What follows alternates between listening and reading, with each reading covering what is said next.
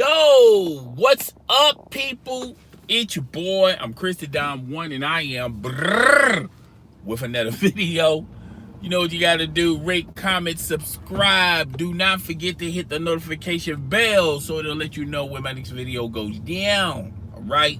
So, without further ado, I talked about this briefly on yesterday's live stream. The Kevin Durant, Kyrie Irving dynamic, and I had questions with these two players. Once KD comes back, he's gonna be out for the whole entire season this year, possibly coming back next season. Well, 2 seasons from now, and getting an opportunity to work with, to build chemistry and a foundation with Kyrie Irving. And I feel like I got a lot of questions with that dynamic. And I said, personally, I just don't see it working. Okay. And Colin Cowherd, I posted that live stream early yesterday morning. And Colin Cowherd talked about it on his show.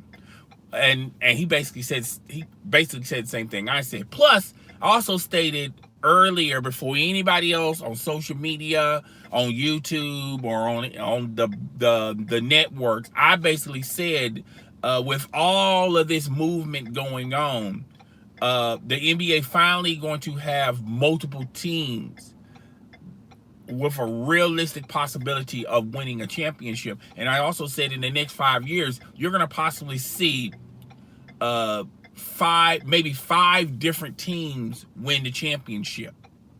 I also said that as well. I don't think you're going to ever see a repeat. You're definitely not going to see a three-peat for the next 5 years with all of these trades. If everyone stays, where they are, okay. But with that being said, let's get into Kevin Durant and Kyrie Irving. And I feel like, even though they're close friends and they have a lot in common, and there's like articles from yesterday talked about how Kevin Durant felt like he didn't feel appreciated by the fans, how Kevin Durant wanted to have a relationship with Steph Curry, and it just didn't meet his expectations. But Kevin Durant has to understand the dynamic. Maybe he does, maybe he doesn't. How Steph Curry is a married man, and Kevin Durant is, living single, ready to, and not yet ready to mingle. And where they are in their lives.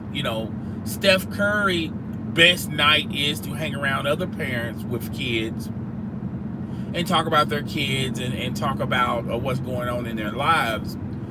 And, I don't see Kevin Durant fitting in that type of atmosphere. And Kevin Durant's atmosphere is, hey, he's a single bachelor, and the conversation in the room is going to be ultimately what's going on, what he's doing, like video games and dating and things of that nature, going to the clubs and things of that nature.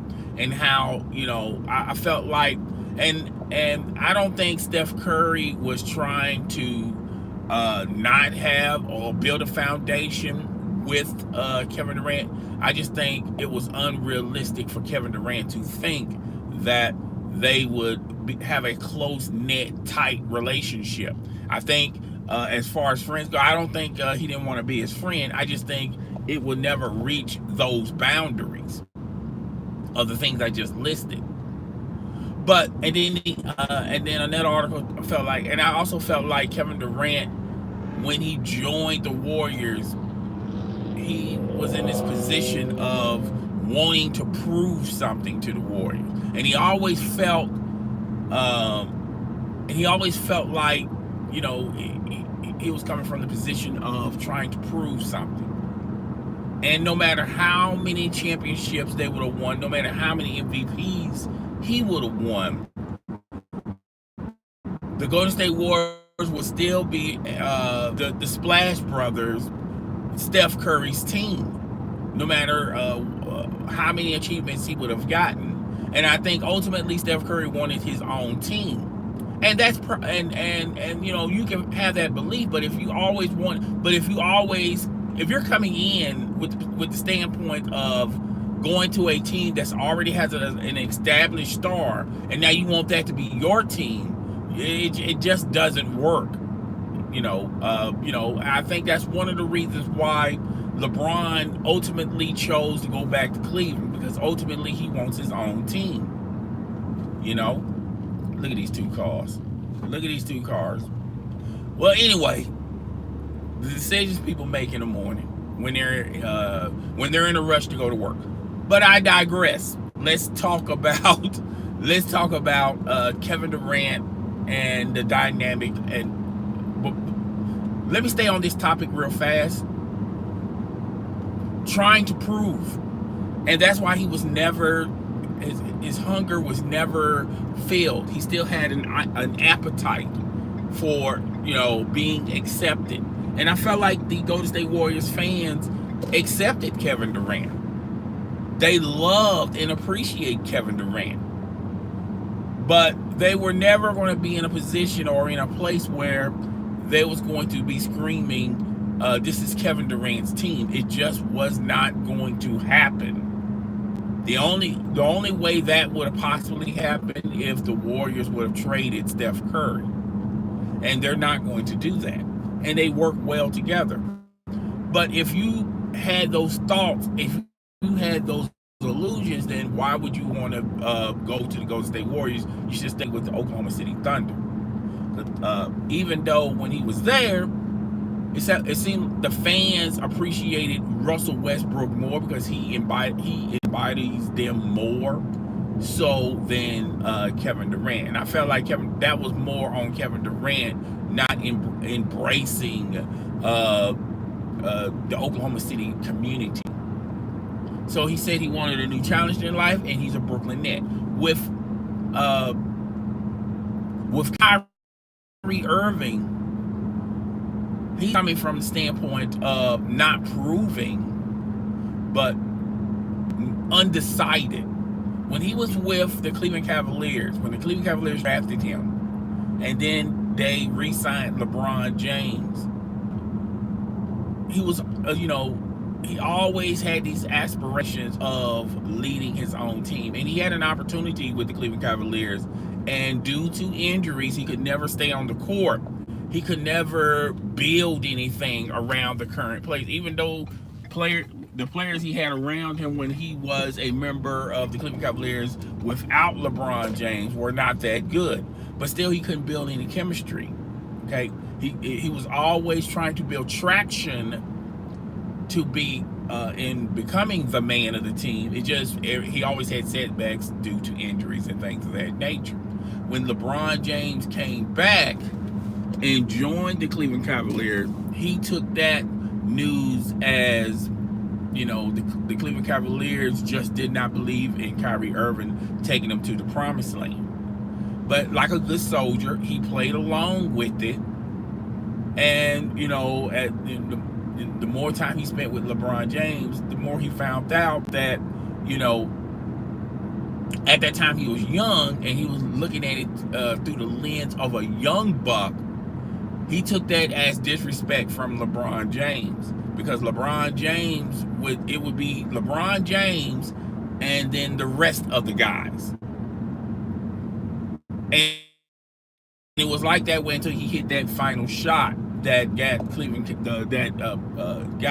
Cavaliers to win their first championship.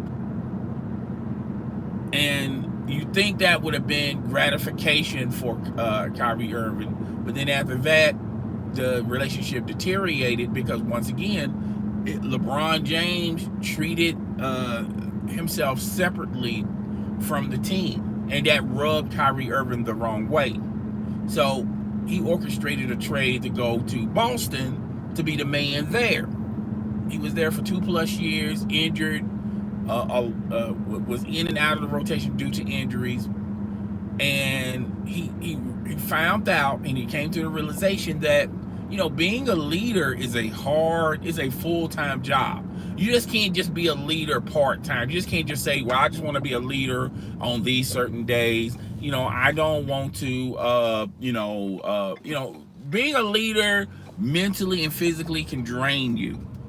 And he found out real fast that being a leader is not, you know, for everyone, and it's a full-time job. That's why you kept hearing reports that him and LeBron talked, and he patched things up, and he sort of apologized to LeBron, basically throwing his Boston Celtic players on the bus. I understand what you was trying to embody in me, but I was too young to understand it.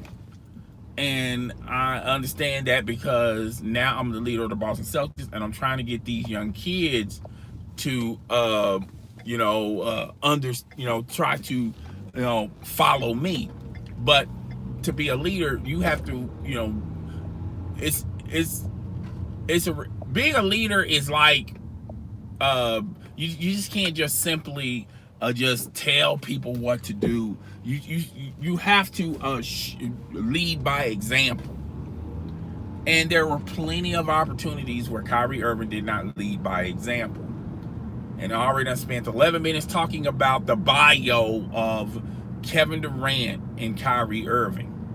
And that's why they feel like they're, I feel like when you look at their backstories, they have a lot of things that they can sit around and say, yeah, I understand what you was going through. Yeah, I understand what you was going through.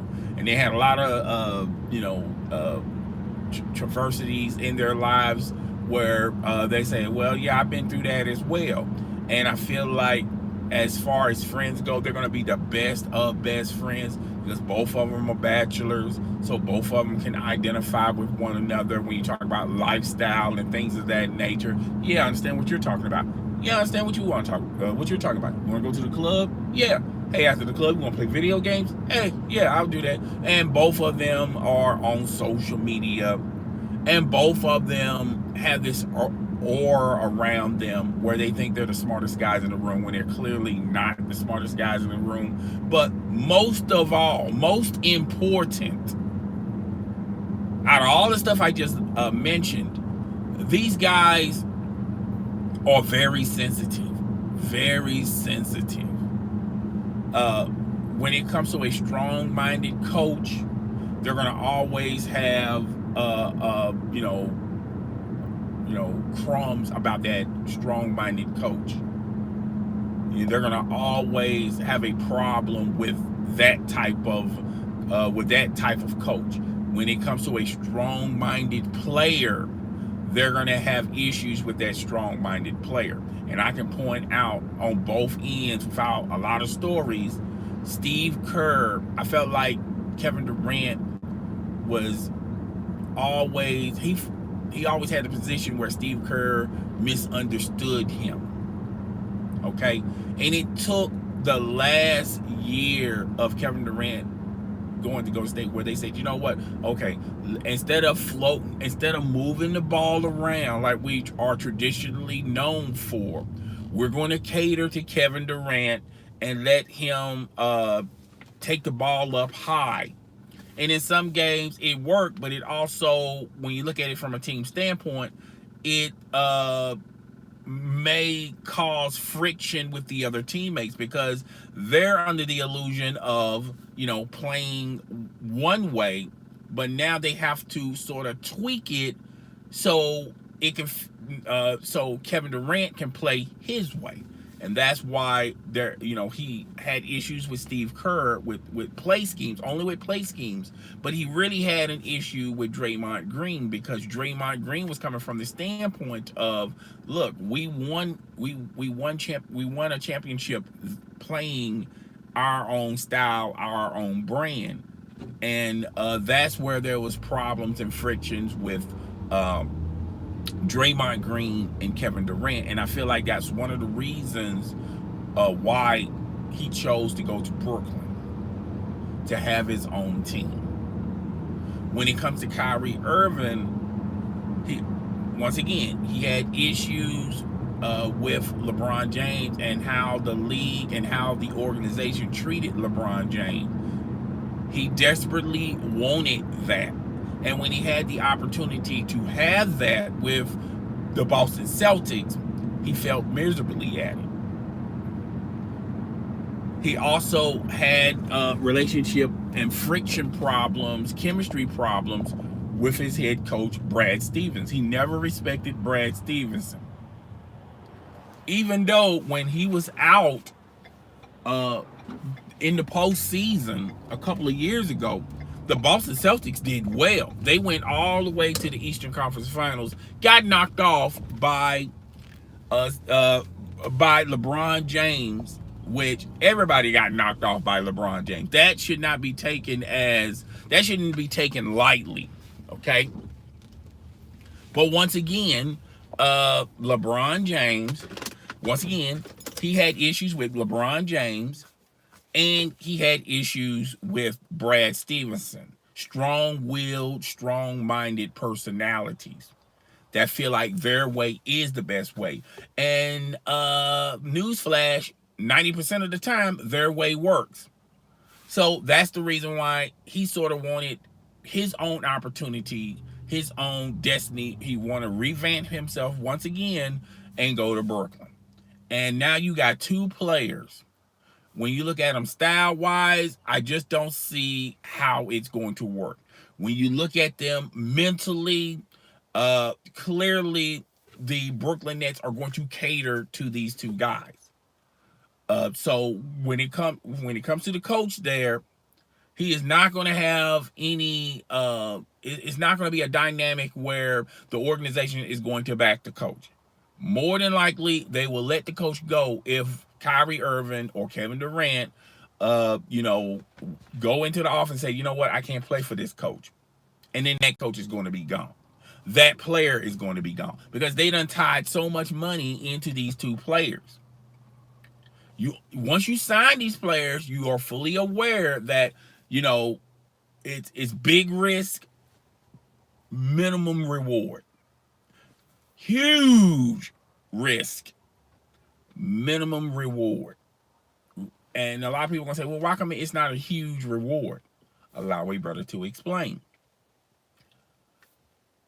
Huge risk as in when you sign these players, you understand their background. You know they're highly sensitive, very sensitive. You also are aware, even though they're talented, they have flaws.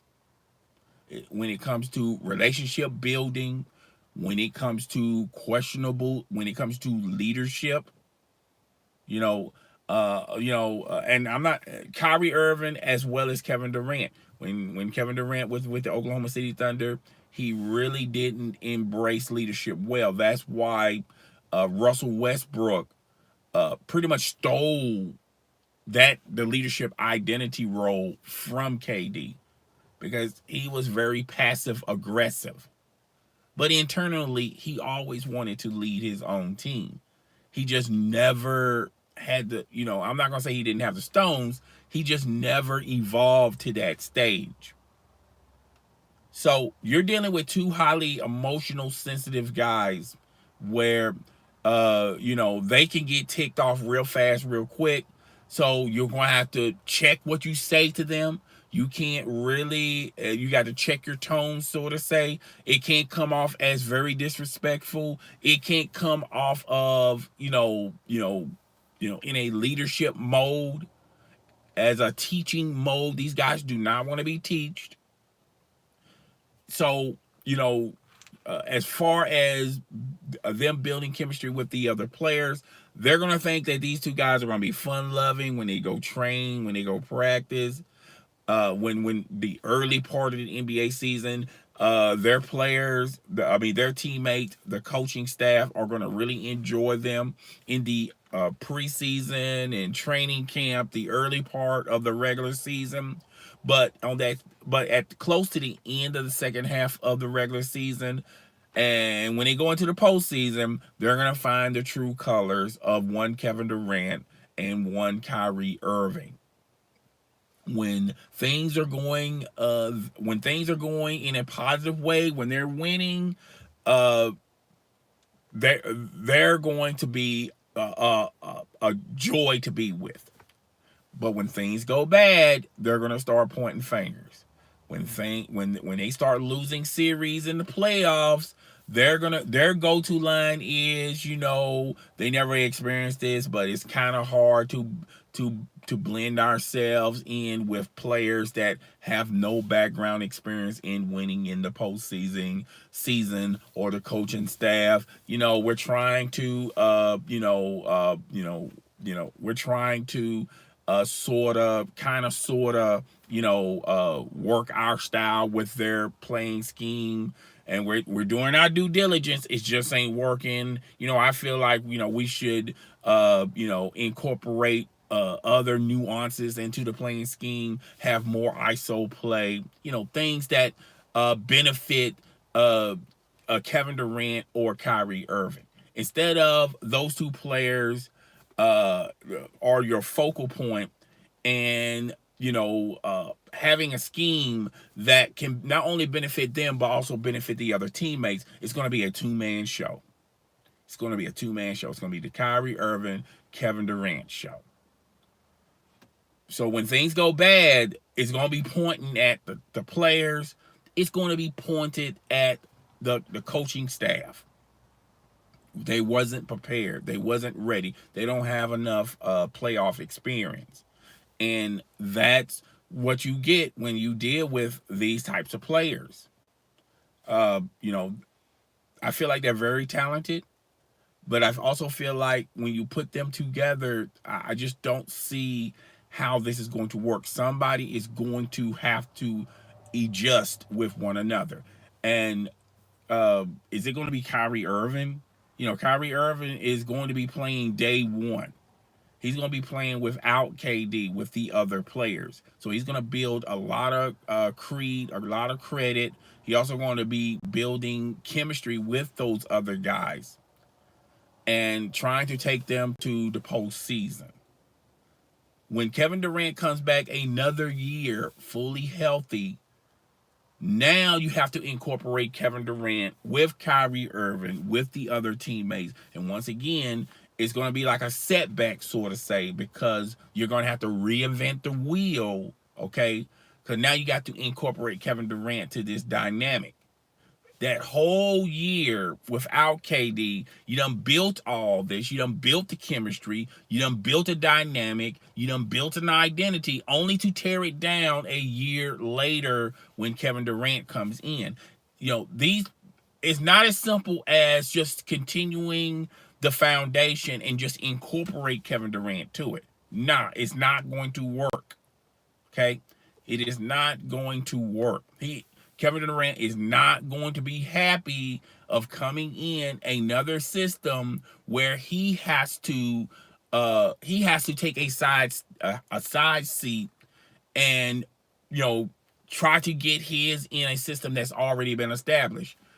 If he wanted to do that, he would have stayed with the Golden State Warriors.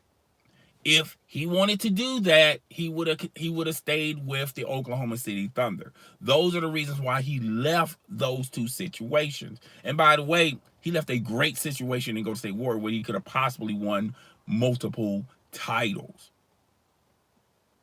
Okay, so I feel like the Brooklyn Nets are going to struggle for the next couple of years. They're gonna look great in the postseason. I mean, in the regular season, they're going to look great in the postseason. Even with I think they have enough, even with Kyrie Irving, to make the postseason. Maybe make it to the second round and then get bounced out. And then when Kevin Durant comes in, who knows? But I just don't see it working because either player is not going to sacrifice their playing time and their touches. I just don't see it. Kyrie Irving is the point guard. Okay, so he's going to have the ball in his hand multiple times. All right. And so he's going to try to play hero ball, Kyrie Irving style, like he did with the Cleveland Cavaliers, like he did with the Boston Celtics. And when he's in that mode, yeah, it's gonna be a lot of games where it's gonna be amazing, but there's gonna be other games where his teammates are gonna be standing in the corner with their hands on their hips, like, okay, what the hell we're doing here?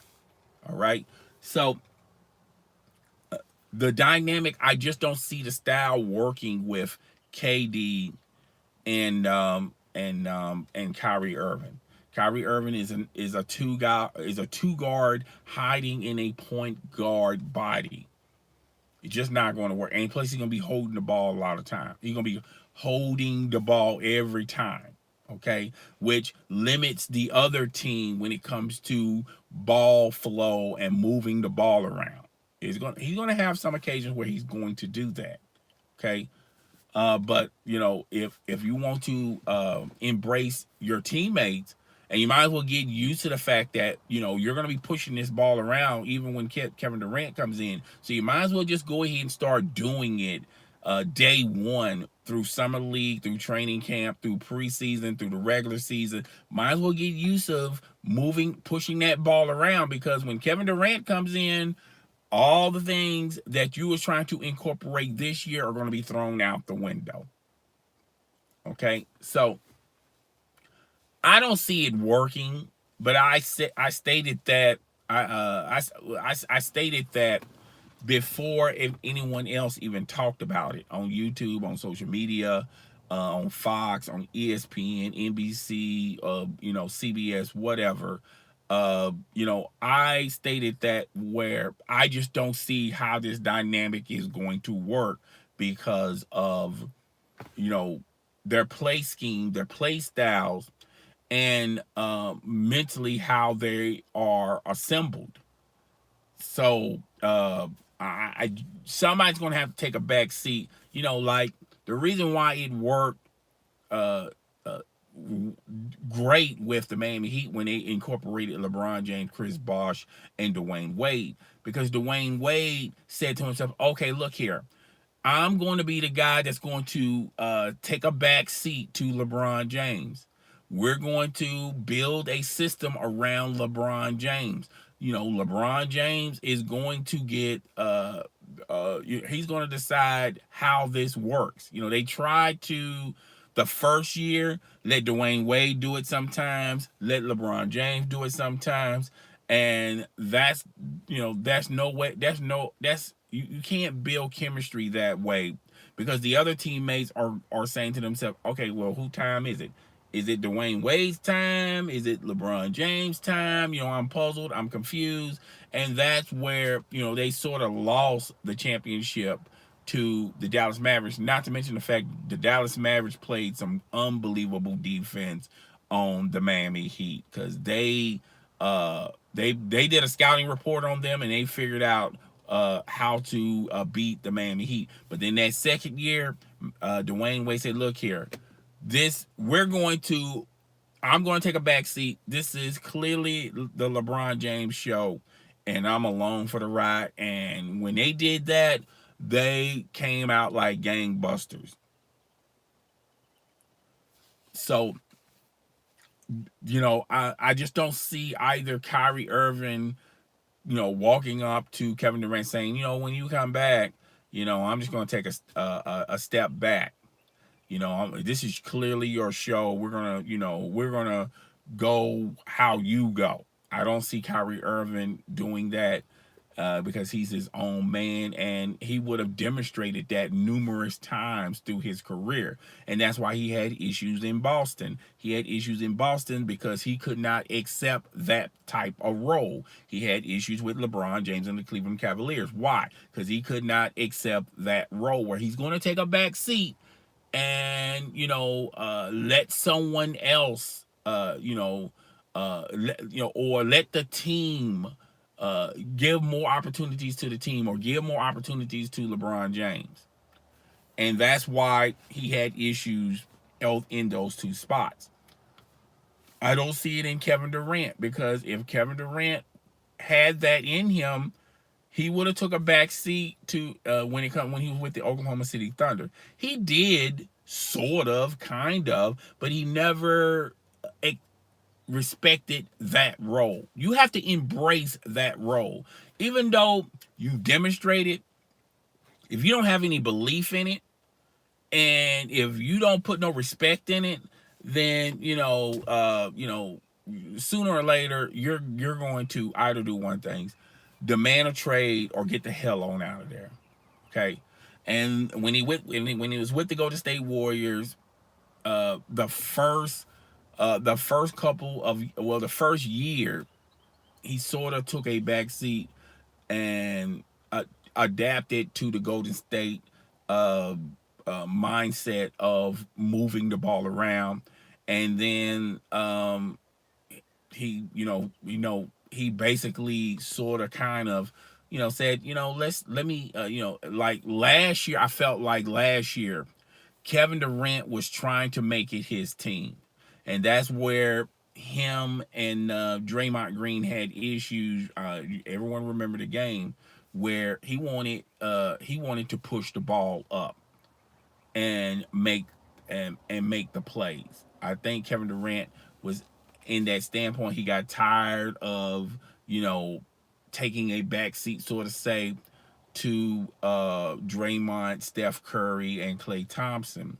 And luckily, he was with, even though Draymond did some pushback on it, he was with a team that embraced that, said, okay, if you want to incorporate plays, fine, so be it. And that's why they sort of had two different types of play styles in certain games. It would be the Golden State way, and then it will be what Kevin Durant wanted to do. And he won a lot of games like that. But when you got talent like that, when you got talent like that, you can do stuff like that. It's only Kyrie and KD.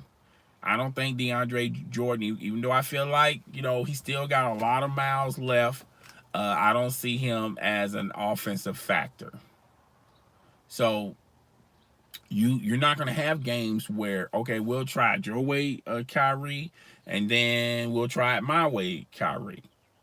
And in the and maybe 6 years ago that would have worked in the East, but not now. You can't experiment during the regular season because these games matter. And like I said yesterday, there are a handful of teams that can compete for the NBA title in the East, and there are a handful of teams that can compete and win the NBA chip in the West. I feel like if it all hinges on Kawhi Leonard. If Kawhi Leonard goes back to Toronto, then what I said was true. For the next 5 years, you're going to possibly see different teams win the championship because it's so competitive. The talent is spread out. But if he goes to the Los Angeles Lakers, that's going to be your new big three. That's going to be your new big three. And if they're assembled, the Houston Rockets, say bye-bye to your championship aspirations. You're going to have a hard enough time trying to, not only you're going to have a hard enough time beating the Golden State Warriors, but you're going to have a hard enough time beating the LA Lakers. Because when you match your players to their players, there's no competition. All right? So, that's what I feel. I'm on, I don't agree with Colin Cowherd a lot, but technically I don't agree with Colin Cowherd in this because I pretty much stated this before Colin Cowherd. So I feel like Colin Cowherd agreed with me, sort of say. Okay. So that's all I got for today. Comment in the comment section, tell me what you think. And I'll get back with you guys when I possibly can. It's your boy. I'm Chris the Dom One. I'll see you guys on the next live stream. Peace.